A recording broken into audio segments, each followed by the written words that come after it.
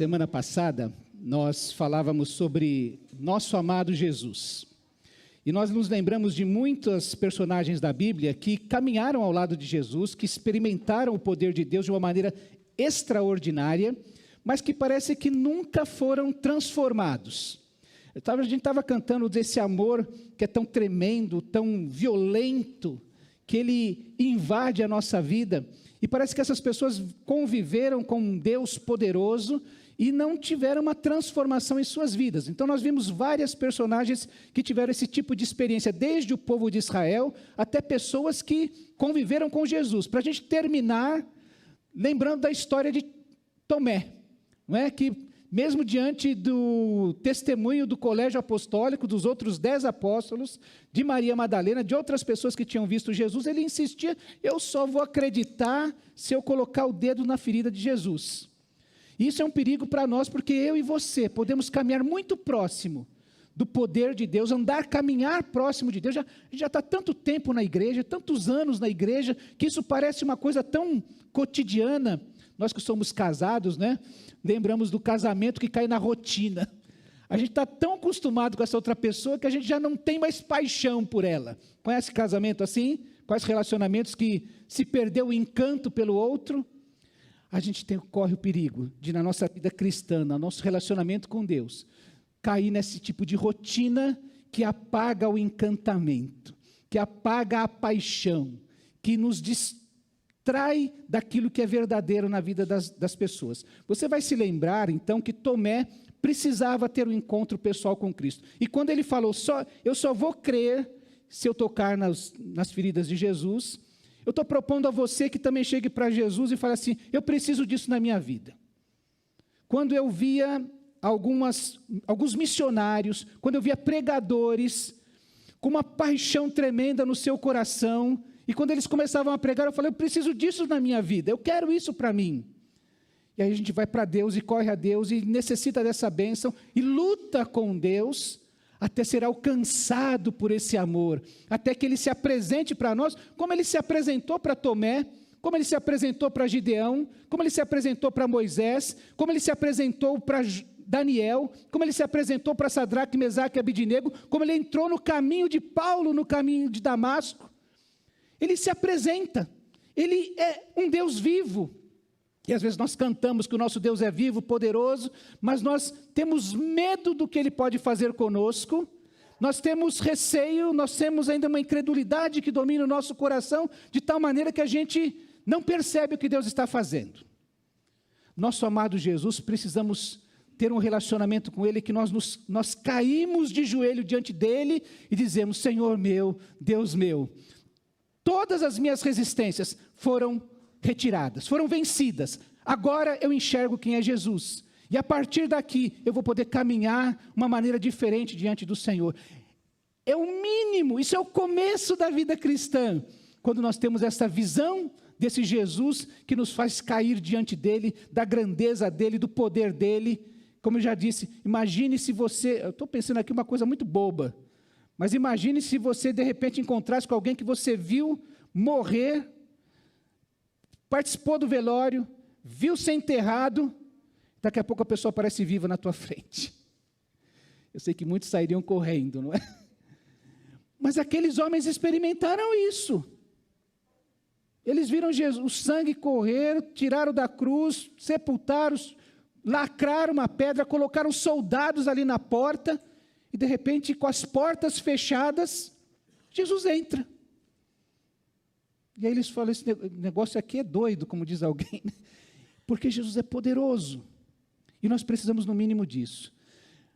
A gente tem esse encontro com Jesus tão extraordinário, se você lembrar do dia que você aceitou Jesus, aquele dia que você levantou sua mão, que você veio à frente, ou que você teve essa experiência que parece que um saco de cimento foi tirado das suas costas, falou: nossa, meus pecados foram perdoados, a partir de agora eu sou filho, Deus me trata dessa maneira. Eu entrei nesse ambiente carregado com os meus pecados, eu entrei nesse ambiente cheio de culpa, e Deus me acolheu e falou assim: filho, eu estou te dando um anel, uma roupa nova, sandália nova, e agora a sua vida vai ser de festa, porque você está aqui na minha presença, você agora faz parte da minha família. Isso aconteceu um dia. É interessante que, quando o escritor aos Hebreus vai falar a respeito de alguns relacionamentos que as pessoas têm, eu vou lembrar que a gente leu esse texto, que ele fala sobre a gente largar as coisas elementares da fé, que é o arrependimento, que é esse encontro com Jesus tão maravilhoso, para caminhar um pouco mais além. E ele fala, olha, não podemos ficar lançando novamente o fundamento do arrependimento, de atos que conduzem à morte, da fé em Deus, da instrução a respeito de batismos, da imposição de mãos, da ressurreição dos mortos, do juízo eterno. Porque nós precisamos, isso é o começo, é o elementar na vida cristã, e nós precisamos caminhar para a maturidade. E aí eu queria lembrar o que Jesus vem falar a respeito da nossa fé. A fé que tem um aspecto subjetivo, quando você fala, eu tenho fé no coração, eu preciso crer, e a fé precisa dominar os meus sentimentos, precisa dominar, quando a minha mente começa a colocar uma série de dúvidas sobre o que eu estou vivendo, e eu sei que tem gente aqui, assistindo e participando, dizendo assim, será que Deus está lembrando de mim? Será que Deus cuida da minha vida realmente? Será que Ele sabe dos detalhes da minha vida? A primeira música diz que eu só tenho a Ti, Jesus. A gente precisa chegar nesse ponto. O escritor aos Hebreus fala de maturidade, de ter um tipo de crença, acreditar num tipo de Jesus que pode conduzir o nosso sentimento, a nossa razão, que pode dominar os nossos atos, as decisões que vamos tomar. Lembre-se que no Antigo Testamento, Deus fez questão chegou num determinado momento que não adiantava mais o povo ele falar através de Moisés. Não adiantava mais o povo olhar para aquele monte e ver a montanha fumegando. Deus escreveu 10 mandamentos. Escreveu, fez um conteúdo e disse a Moisés, Moisés, leva para o povo e ensina o povo estes mandamentos. Depois Moisés desenvolve uma outra série de orientações de Deus a respeito da vida, da sociedade de Israel, como é que eles deveriam se comportar, como é que eles deveriam negociar, como é que eles deveriam se relacionar como povo, como tribo, como nação de Israel. Depois Deus dá orientações sobre os seus rituais, sobre o seu culto que eles prestariam a Deus. Tudo isso está especificado, é um conteúdo que eles precisavam aprender para praticar, para se aproximar do seu Deus. E havia algumas orientações muito sérias. Você vai lembrar de Uzá, que não podia tocar na Arca da Aliança. E ele tocou e ele morreu por causa disso. Porque as coisas de Deus são muito sérias. E esses conteúdos precisam ser dominados em nosso coração. Eles não são para nos afastar de Deus, mas para nos aproximar. É assim que o salmista, por exemplo, lembra para nós que a palavra de Deus, ela é lâmpada para os nossos pés, ela é uma luz que vai iluminando o nosso caminhar, até que nós possamos compreender ou entender um dia claro, enxergar como meio-dia. Já tentou fazer alguma coisa, colocar uma linha numa agulha e não ter claridade suficiente? Aí você vai até lá fora para poder enxergar, não é? Quando você vai fazer alguma coisa que você precisa de claridade, quando o salmista escreve, a tua palavra é lâmpada que ilumina os meus passos e luz que clareia o meu caminho, ele está dizendo que se nós conhecermos a palavra de Deus, se nós nos aproximarmos da palavra de Deus, ela vai criar um ambiente de claridade, um ambiente de clareza, onde não haverá dúvidas, onde haverá tranquilidade, onde haverá paz para caminhar. Um Deus vivo que vai se manifestando, que vai dando respostas a cada passo que vamos dando. De tal maneira que esse mesmo salmista, no mesmo Salmo 119, ele vai afirmar que a palavra de Deus passa a ser algo tão gostoso na nossa vida, que ele é doce como mel. O que é que você gosta assim que você dá até água na boca de você pensar? Uma taça de morango com chantilly, brigadeiro, sabe aquela coisa? Porque para o povo de Israel, para aquele povo que vivia lá, naquele tempo, o mel era algo essencial, era um alimento. Você vai lembrar que até João Batista se alimentava de mel, era muito bom, era essencial, sustentava a vida. E a palavra de Deus chega um tempo em que ela é para nós aquilo que nos sustenta. Quando chegam, como diz o apóstolo Paulo lá em Efésios, o dia mau, quando chegam as circunstâncias difíceis, quando chegam os vales da sombra da morte na nossa vida, nós encontramos sustento, nós encontramos alimento que nos dá direção na palavra de Deus, retornando o nosso olhar para ela. Então, você vai encontrar Jesus também quando pregando para o povo de seus discípulos, aquela multidão que se encontrava com Jesus, eles admiravam o conteúdo daquilo que Jesus estava pregando, a sua mensagem, a maneira como ele reinterpretava a lei, dizendo, olha, o meu jugo é suave, o que eu estou ensinando para vocês não é pesado como o que os mestres da lei têm ensinado e criado mais dificuldades na vida de vocês do que aberto um caminho que os aproxime de Deus. Era por isso que as multidões finalmente chegavam aliviadas. Pense que você pudesse chegar para mim e falar assim, pastor, eu estou com um problema. E eu falasse assim, meu filho, você vai pegar e 3 vezes por semana você vai ajoelhar no milho e orar 10 Pai Nossos ajoelhado no milho. Essa era uma mensagem, por exemplo, que os mestres da lei impunham sobre o povo. Mas quando Jesus chega, ele diz assim, olha, entra no teu quarto, fecha a tua porta, em secreto, fala com teu pai. E sabe, vai haver graça. O pai vai te receber como ele recebe o filho pródigo, que fez tudo errado. Era um filho para ser rejeitado. Mas quando ele voltou arrependido, se você voltar-se arrependido para o pai, não vai ter milho, não vai ter penitência, não vai ter que pagar nada, você vai ser recebido de graça. Isso é um jugo suave de Jesus para a nossa vida. Eu não tenho que pagar nada a Deus, eu só preciso voltar a Ele arrependido. E isso era o que Jesus ensinava para as pessoas, e que deixava aqueles homens da lei tão transtornados. Eu que conheço os 613 mandamentos que foram criados dentro do judaísmo para as pessoas viverem. E aí Jesus fala assim, basta 2. Você lembra quais são os 2? Amarás a teu Deus sobre todas as coisas, e o teu próximo como a ti mesmo. Nisso se resume os 10, os 613 e todas as exigências que as pessoas estão fazendo. E Jesus começou a ensinar estas coisas para as pessoas, para que elas pudessem sair dessa meninice para chegar à maturidade e crescer, ter um conteúdo. Quando nós encontramos o apóstolo Paulo e os outros apóstolos, João, Paulo, Tiago, discutindo com a igreja e ensinando a igreja, resistindo às heresias que surgiam por causa que destruíam a pessoa de Jesus.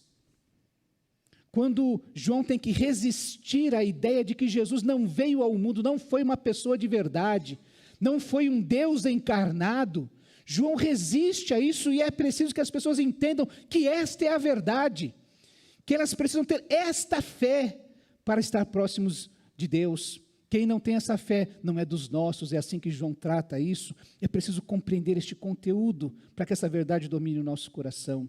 Quando o apóstolo Paulo escreve aos Gálatas e começa a discutir com aquela igreja, olha, não há outro evangelho que não seja esse que eu já preguei para vocês. Jesus é a justificação.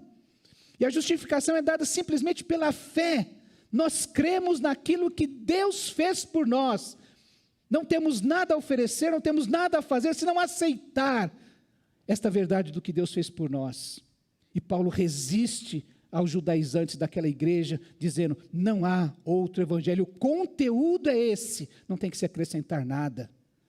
Esta é a verdade que precisa ser acrescentada à nossa vida, para que ela dirija aquilo que nós somos. Você vai se lembrar que Pedro, certa ocasião, Jesus perguntou aos seus discípulos, quem as pessoas estão dizendo que eu sou? Mateus registra isso, lá no capítulo 16. E eles falaram, olha, eles estão dizendo um monte de coisas a seu respeito. A gente vai no mercado de peixes lá, e vão dizer que o senhor é um profeta, que o senhor é Jeremias, que o senhor é João Batista, que o senhor é um espírito dos profetas que está reencarnado, um monte de coisa. Tudo isso parecia Jesus, mas não era exatamente quem era Jesus.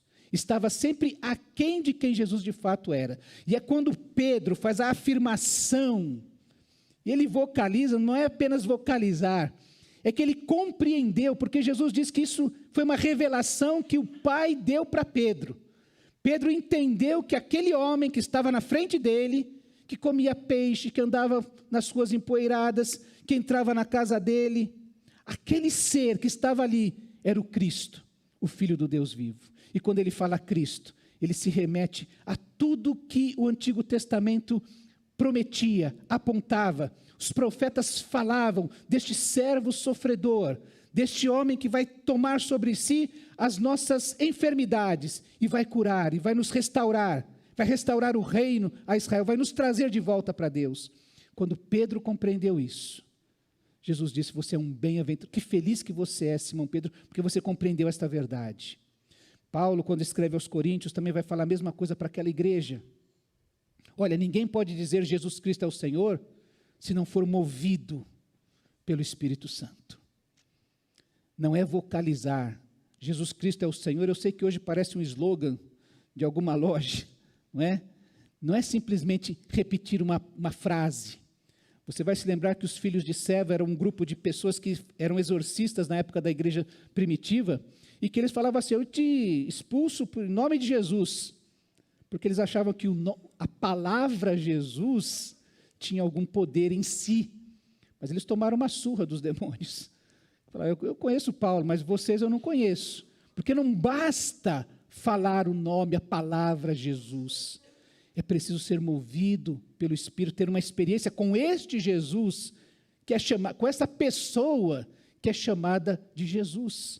E é por isso que Paulo fala, olha, ninguém vai falar que Jesus Cristo é o Senhor se não for movido pelo Espírito.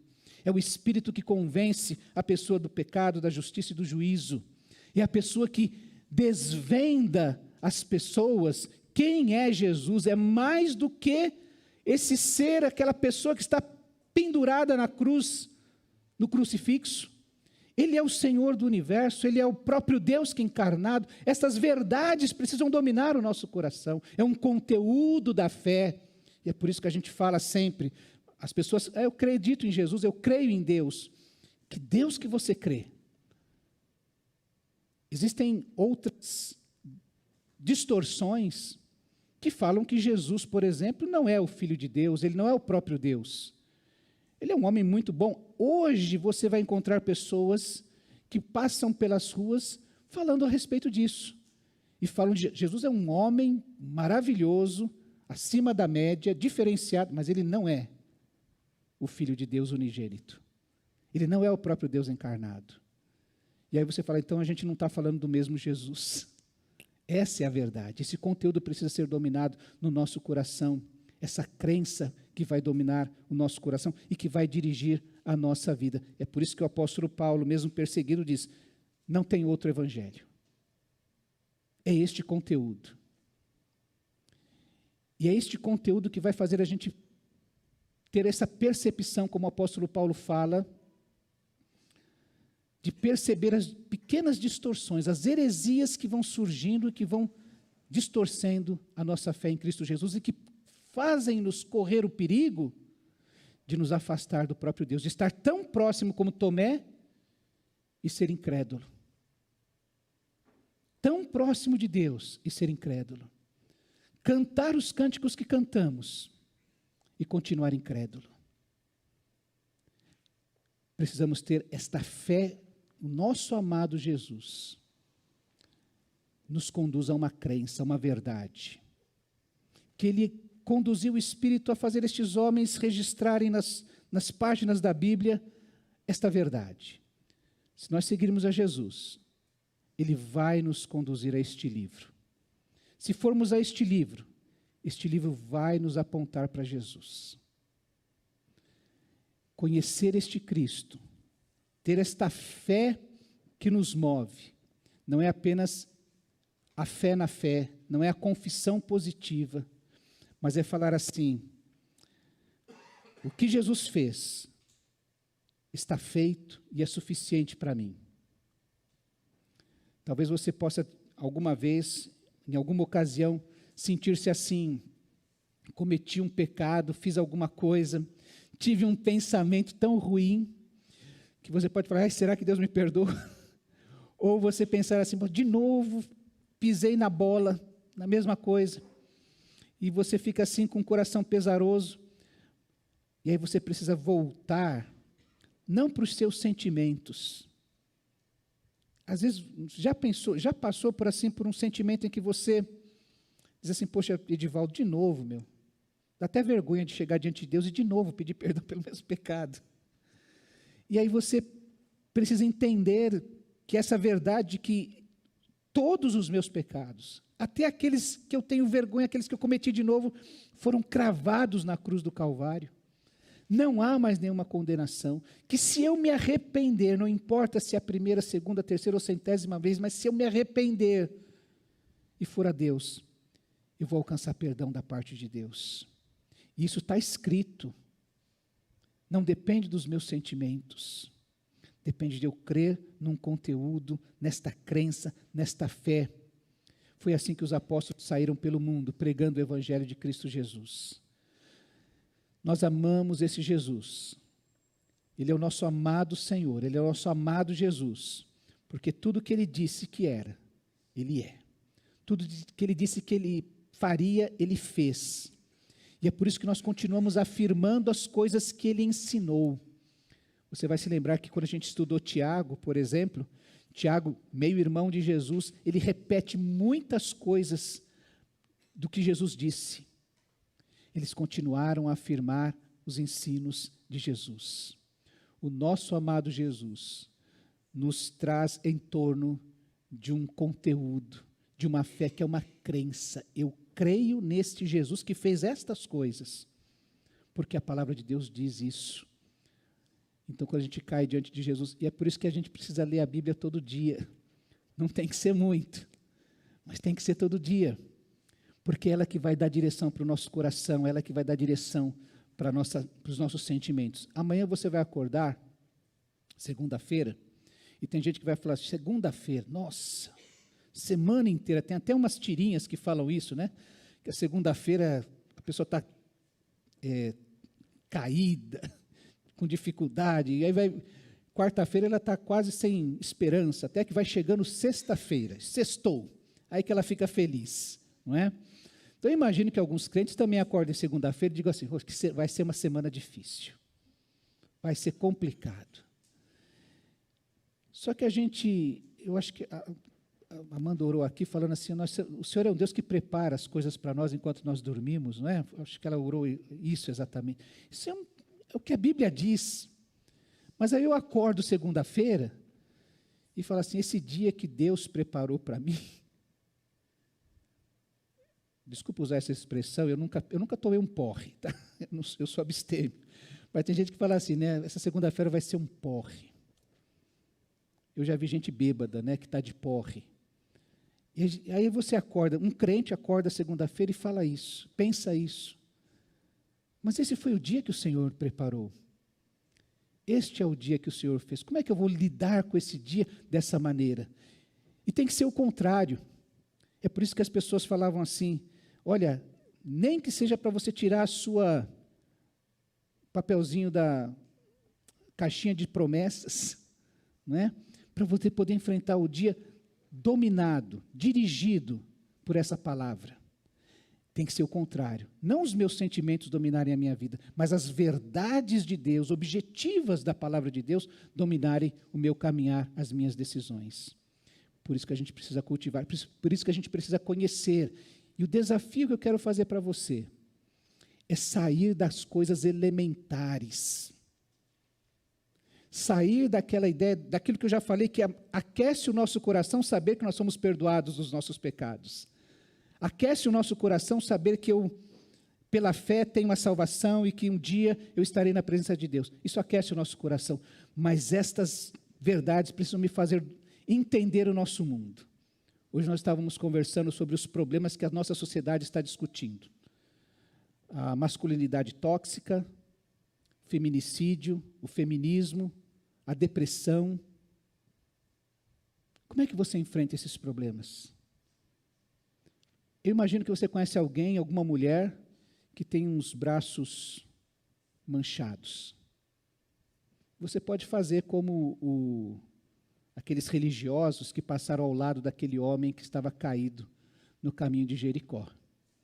Ou você pode ser um bom samaritano na vida dessa pessoa. Se você conhecer o conteúdo do que a palavra de Deus diz, você vai poder dar uma resposta para estas coisas que estão sendo ditas todos os dias. Eu não sei qual é a estatística de quanto feminicídio existe, quantos crimes de feminicídio acontecem por dia no Brasil. Mas a palavra de Deus tem uma resposta, a gente precisa conhecer esse conteúdo. Para eu poder adorar um Deus que não apenas, perdão pelo apenas, mas que não...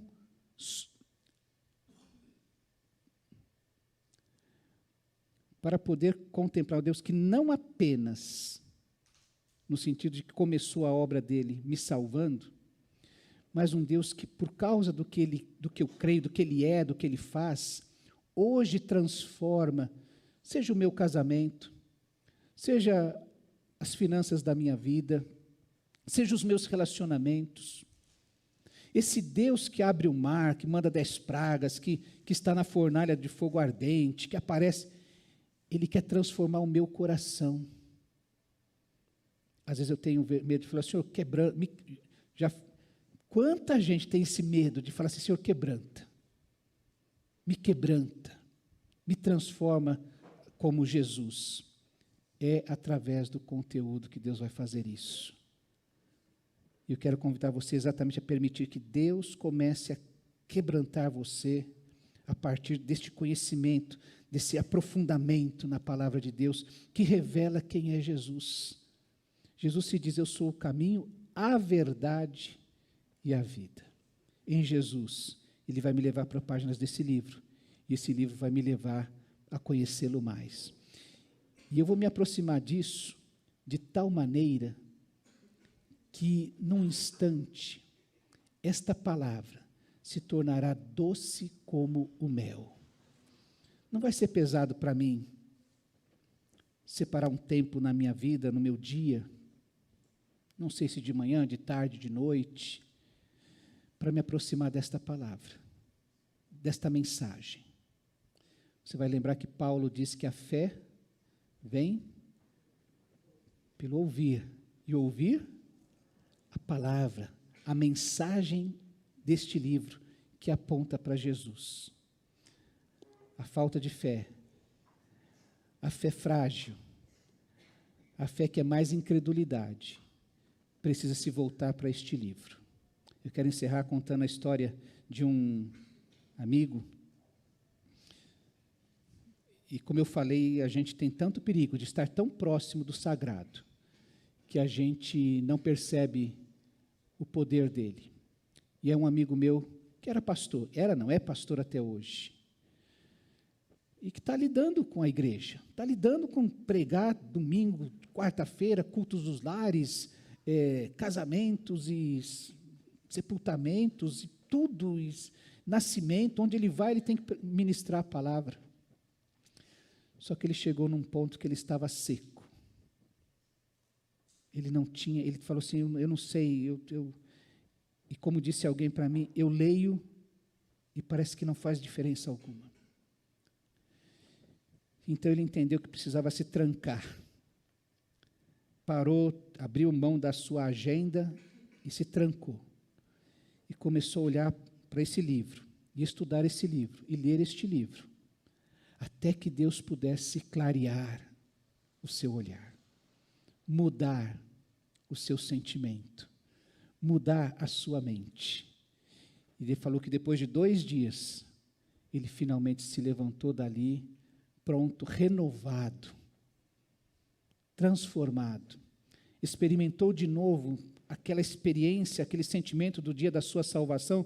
Você tirou um saco de cimento das suas costas, e por vezes a gente começa a caminhada cristã acumulando coisas na nossa vida que precisam ser retiradas. O inimigo conta um monte de mentiras para nós, mas a palavra de Deus, este livro que também é a palavra de Deus, as escrituras sagradas, elas são úteis, como diz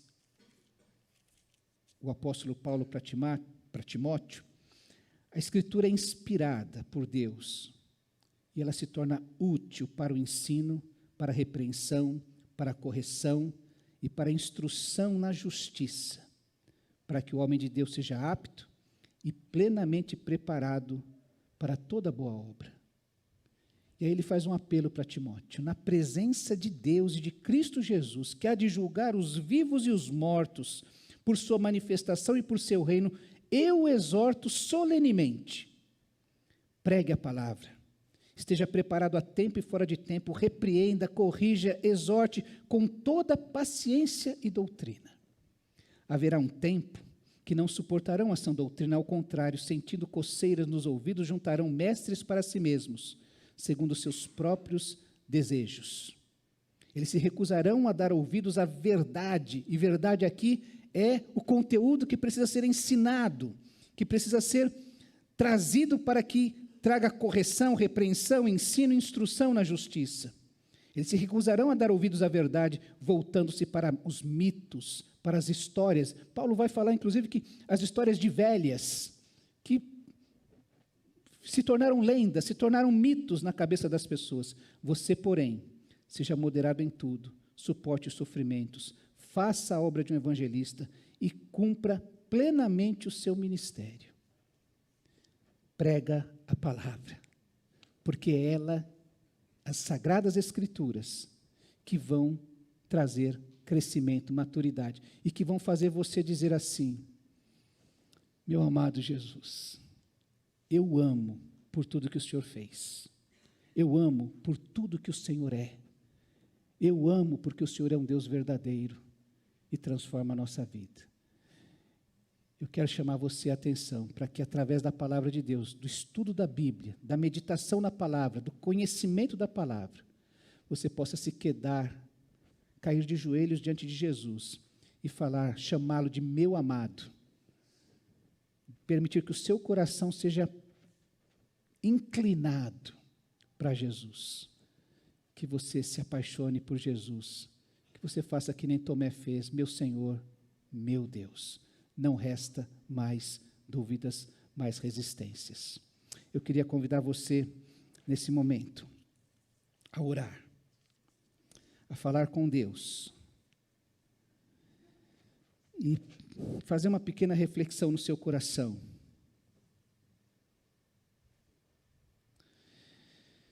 De quando pense aí, quando foi a última vez que, lendo a Bíblia, que estudando a Bíblia, que lendo a Sagrada Escritura, você se sentiu assim desvendado. Parece que os seus olhos se abriram finalmente para entender uma verdade a respeito de nosso Deus. Faz tempo isso? Não foi essa semana? Ou essa semana você não teve tempo de se envolver com a Bíblia, com o estudo da palavra? E ora, faz agora nesse momento, fala: Senhor, eu preciso amar a Tua palavra, eu preciso achar tempo na minha agenda para colocar esse tempo de meditação nas Sagradas Escrituras. Eu preciso olhar essa Bíblia como as Escrituras Sagradas. Eu preciso que o meu coração se queime desejando encontrar Jesus através delas, das letras deste livro. E que esse tempo que eu vou gastar com o Senhor, na minha semana, no meu dia, Ele me leve a cair de joelhos diante de Jesus, que Ele me desvende Jesus, e eu possa dizer: meu Deus, meu Senhor, meu Deus. Fala com Deus aí no teu lugar, neste momento. Nós te pedimos, ó Deus, que essa palavra, ela se manifeste para nós, ó Deus. Que as Sagradas Escrituras se manifestem para nós de uma maneira penetrante. Que elas desvendem para nós quem é Jesus. Que ela penetre no mais profundo do nosso ser. onde há divisão da alma e do espírito, das juntas e das medulas. Que Cristo se revele nesse tempo que gastamos nos debruçando sobre as Sagradas Escrituras. Que seja um encontro que enche o nosso coração de alegria, que seja gostoso, ó Deus, que seja sustentador, como foi para os homens do passado a tua palavra, a tua lei, as tuas ordenanças, os teus estatutos, os teus juízos. Que a gente ame estar contigo quando nos encontramos na tua palavra. Ouve a nossa oração, ó Deus, e gera, ó Deus, a partir de agora, um jeito novo da gente lidar com a palavra de Deus na nossa vida. É a nossa oração no nome precioso do Senhor Jesus. Amém.